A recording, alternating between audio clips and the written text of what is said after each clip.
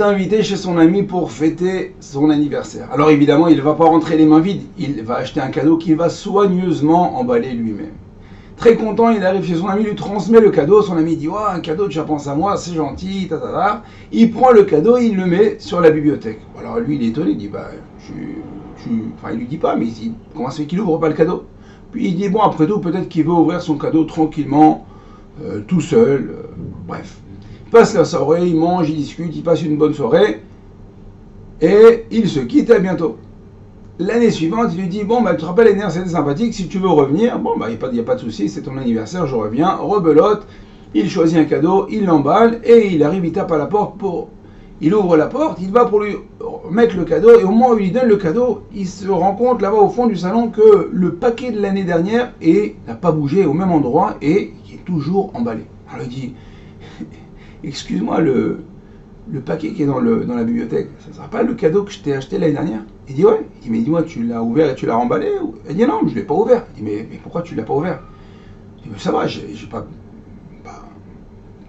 besoin de l'ouvrir, quoi. Je sais que tu m'as acheté un cadeau, que tu as pensé à moi. » Il dit « Non, mais moi, ce que je t'ai acheté, c'est le cadeau, c'est pas l'emballage, quoi. Sinon, je serais content d'acheter un carton, et je remballe un carton. » Il dit « Pourquoi tu n'as pas ouvert ?» Il dit « Ah, bah c'est pas... Ah, Botaï, ne ressemblons pas à cette personne qui reçoit des cadeaux, qui ne les ouvre pas, qui ne les utilise pas. Akadosh Baruch Hu nous a offert les Aseret Yemei Teshuva, les 10 jours de Teshuva, les 10 jours de pénitence.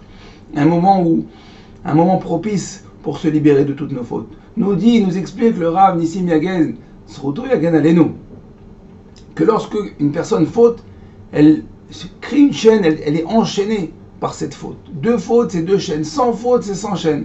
Et plus elle faute, plus elle est enchaînée, plus elle est prise dans sa faute, et plus elle est difficile de se libérer. Arrive la Aseret Yemei Teshuva, nous dit le Rav, que Akadosh Baruch Hu brise toutes ces chaînes, et Akadosh Baruch Hu nous dit « Sauve-toi mon fils, sauve-toi, j'ai tout cassé, tu peux être libéré. » Celui qui ne se libérera pas est complètement fou. Abotai, si on ne s'est pas réveillé à Rosh Hashanah, si on ne s'est pas réveillé au Rosh Chodesh Elul, c'est le moment, c'est la dernière ligne droite pour pouvoir avancer et s'élever.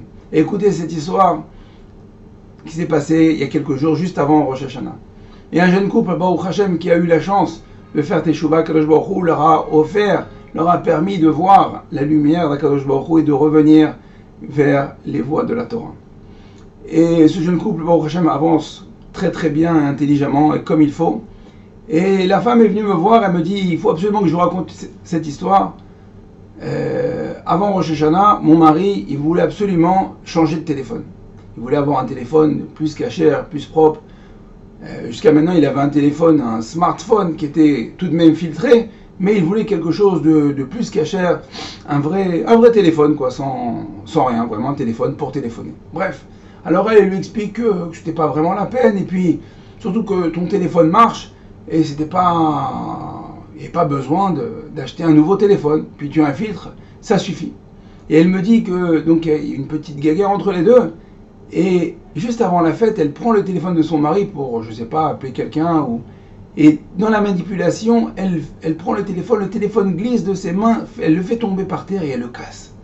Et là, elle a vu directement la réponse d'Akadosh Baruch Hu. Comme quoi, quand Akadosh Baruch Hu, quand on veut avancer vers la voie d'Akadosh Baruch Hu nous aide et nous répond. Cet homme-là, ce garçon-là, il voulait avancer, il avait une sincère volonté, un amour pour la Torah et les mitzvot. Et là, il s'est trouvé face à une difficulté. Mais il n'a rien dit. Et il a continué à prier à Kadosh Baruch Hu, et il a eu la réponse tout de suite. Alors, à Botaï, même si des fois c'est difficile, avec notre entourage, avec notre famille, on a parfois envie d'avancer. Alors c'est le moment à Aseret Yemei Teshuva. Prions à Kadosh Baruch Hu de nous enlever toutes ces embûches, et de faire comprendre aux personnes, à nous-mêmes et à notre entourage, que nous aussi on va avancer, à Kadosh Baruch Hu va s'occuper. On a besoin d'une seule chose, la volonté. Si on a la volonté, si on a vraiment envie d'avancer vers Akadosh Baruch Hu, vers les voies de la Torah, alors on avancera.